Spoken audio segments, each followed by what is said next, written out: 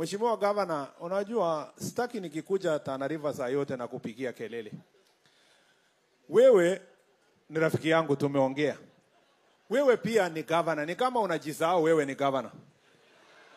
Kila wakati viongozi wa national government, hata rais akikuja hapa, wewe unakuja hapa unaongea tu national government haijafanya, national government haijafanya, national. Si wewe useme yako kidogo, uambie hao umewafanyia nini kazi hao.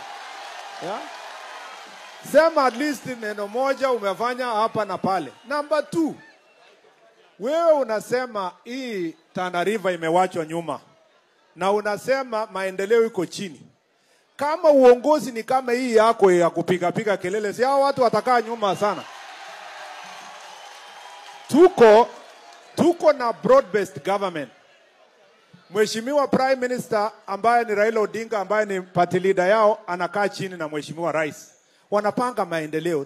Tangu tuanze broad-based government, mimi naona Governor Wanga anakuja hapo, mimi naona Governor Khalifa anakaa na Rais, mimi naona Governor wa Mombasa anakaa na Rais, wanapanga, wanasema tuongeze barabara hapa, tufanye hospitali hapa, tufanye nini. Nikiona wewe kelele.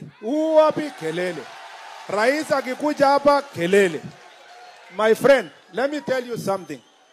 The reason why some areas of Kenya are underdeveloped is because of leadership. And if you want Tana River isonge mbele, let me ask you, Governor. Wewe ukiongea vile uliongea hapa mbele ya Prime Cabinet Secretary wetu, bila heshima yoyote yenye umempatia, akifika Nairobi anafikiria nini kuhusu uongozi wako? Huh? You see, heshima sio utumwa. Ama namna gani? Ni vizuri kuonyesha heshima. Viongozi wa all Prime Cabinet Secretary amekuja. Hii function ya ndugu yetu Yuda Komora, ameleta marafiki zake, unakuja kupikia hawa kelele. Si wewe uite mkutano yako ndio upige kelele, sisi hatutakuja hapa. Kwa hivyo kitu ya maana, ama namna gani watu wa Tana River? Hata kama sisi ni watu ya ng'ombe, si namna hiyo? Wakati unachunga ng'ombe na ngamia, ndio ukamue hiyo ng'ombe, unapiga. Si unapeleka kwa malishoni kidogo, unapapasa, alafu unakamua. Ama namna gani? Hii gavana yenu munipatie nipeleke semina kidogo ndio asonge mbele. Kwa hayo na mengi, sitaki